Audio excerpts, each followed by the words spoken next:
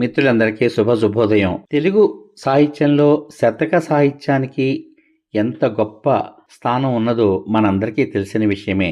అందులో భాగంగా ఈరోజు మనం సుమతీ శతకంలోని 20వ పద్యము, దాని యొక్క భావము తెలుసుకుని, ప్రస్తుత సమాజ వాతావరణంలో చదువుకునేటువంటి ప్రతి ఒక్కరికి కూడా ఈ పద్యం భావం వారి యొక్క వ్యక్తిత్వ వికాసానికి ఎంతవరకు ఉపయోగపడుతుందో అనే విషయాలు చర్చించుకుందాం.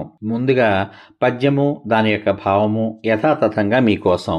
ఎప్పుడు సంపద గలిగిన నప్పుడు బంధువులు ఒత్తురది ఎట్లన్నన్, దెప్పలుగా జెరువు నిండిన గప్పలు 10,000 చేరు కదరా సుమతి. ఎప్పుడు సంపద గలిగిన నప్పుడు బంధువులు ఒత్తురది ఎట్లన్నన్, దెప్పలుగా జెరువు నిండిన గప్పలు 10,000 చేరు గదరా సుమతి.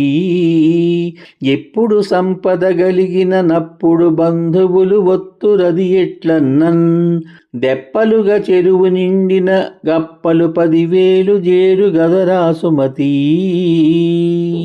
ఇప్పుడు ఈ పద్యం యొక్క భావాన్ని యథాతథంగా తెలుసుకుందాం. చెరువులో తెప్పలాడునట్లు నీరు నిండుగా ఉన్నప్పుడు కప్పలు అనేకం చేరిపోతాయి. అదేవిధంగా భాగ్యం అనగా మనకు సంపదలు ఎప్పుడైతే కలుగుతాయో అప్పుడే బంధువులు, మిత్రులు, చుట్టాలు అందరూ మన చుట్టూ చేరతారు అని ఈ పద్యం యొక్క భావం.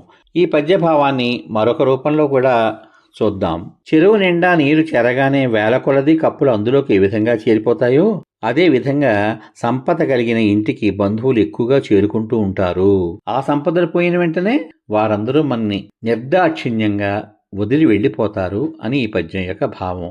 ప్రస్తుత సమాజ వాతావరణంలో చదువుకుంటున్నటువంటి ప్రతి ఒక్కరూ కూడా తమ వ్యక్తిత్వ వికాసం పెంపొందించుకోవడం కోసం ఈ పద్యం ఎంతవరకు ఉపకరిస్తుందో తెలుసుకుందాం.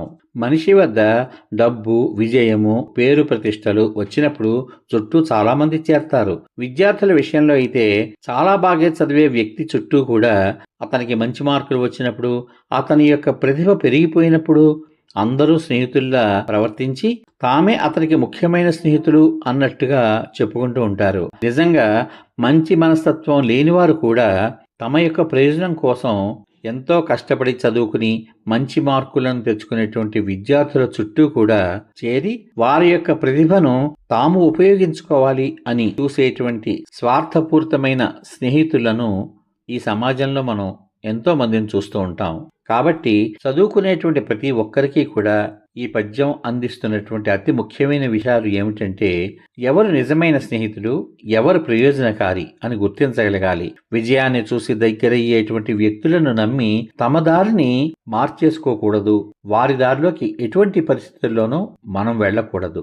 వినయము, జాగ్రత్త, స్నేహితుల ఎంపికలో తెలివి ఉండాలి. తమ విలువలను కాపాడుకోవడం కోసం, స్వార్థం కోసం వచ్చేవారిని దూరంగా ఉంచడం నేర్చుకోవాలి. మొత్తం మీద ఈ పద్యం చదువుకునే ప్రతి ఒక్కరికి కూడా తమ వ్యక్తిత్వ నిర్మాణం, సంబంధాలను ఎంచుకునే విషయంలో వివేకము, మంచితనాన్ని కాపాడుకోవడంలో గొప్ప మార్గదర్శకంగా నిలుస్తోంది అని ఖచ్చితంగా చెప్పచ్చు. కార్యక్రమం ముగించబోయే ముందుగా పద్యము, దాని యొక్క భావము యథాతథంగా మీకోసం. ఎప్పుడు సంపద గలిగిన నప్పుడు బంధువులు ఒత్తురది ఎట్లన్నన్, దెప్పలుగా జెరువు నిండిన గప్పలు 10,000 చేరు గదరా సుమతి. ఇప్పుడు ఈ పద్యం యొక్క భావం యథాతథంగా మీకోసం.